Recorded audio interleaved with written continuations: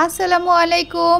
আজ আমি তৈরি করেছি বিখ্যাত নরসিংদীর নকশি পিঠা। এই পিঠা তৈরি করা খুবই সহজ, কোনো ঝামেলা নেই। প্রথমে আমি কিছু পরিমাণ লবণ আর পানি ফুটিয়ে নিয়েছি, তার ভিতরে 1 কাপ পরিমাণে চালের গুঁড়া দিয়েছি। তবে শুকনো চালের গুঁড়া আমি দিয়েছি, ভেজা চালের গুঁড়া দিয়েও করা যাবে। এরপরে সুন্দর করে এটা মথে নিতে হবে, খেয়াল রাখতে হবে কোনো রকম শক্ত না হয়। ডো তৈরি করতে হবে অনেক সফট, তাহলে পিঠার ডিজাইনটা তোলা যাবে খুবই সহজে। তারপরে আমি একটি গোলাকার রুটির মতো বেলে নিয়েছি, তার উপরে কিছু পরিমাণ তেল ব্রাশ করে নিয়েছি। এরপরে আমি ডিজাইন তোলার জন্য একটি গ্লাস দিয়ে গোল আকৃতি করে নিয়েছি, আপনাদের অন্য কিছু থাকলে সেটা দিয়েও করা যাবে। তারপরে আমি একটি শলাকে সুন্দর করে সাইজ করে কেটে নিয়েছি। আমার কাছে খেজুর কাটা বা টুথপিক ছিল না, যার জন্য আমি এটা দিয়ে পিঠার ডিজাইনটা তুললাম। যাই হোক, পিঠার এটা ডিজাইন করার সময় খেয়াল রাখতে হবে, একটু সাবধানতার সাথে করতেই হবে, যেহেতু এই পিঠাটা নকশি পিঠা। নকশি নিজের হাতের উপরে ডিজাইন সবকিছু নির্ভরশীল, তাই আস্তে আস্তে করে সময় নিয়ে করতে হবে।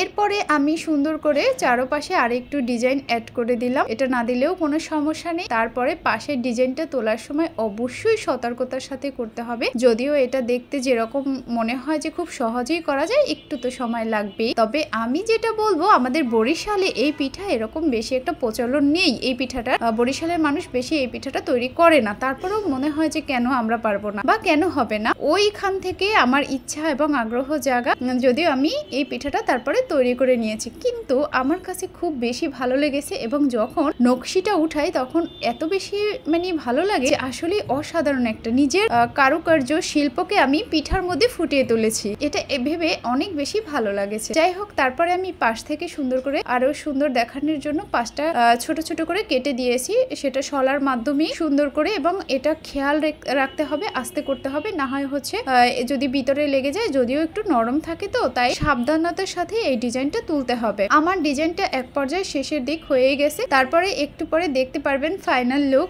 আসলে কিন্তু চমৎকার ছিল। পাশ থেকে আস্তে আস্তে করে ওগুলো সব সরিয়ে নিতে হবে, তখন একদমই সাবধানতার সাথে করতে হবে। তবে আর একটা কথা, সেটা কিন্তু অবশ্যই এই পিঠা তৈরি করার নিচে একটা সুন্দর পলি দিতে হবে, তাহলে পিঠাটা সুন্দর করে হাতে উঠে আসবে।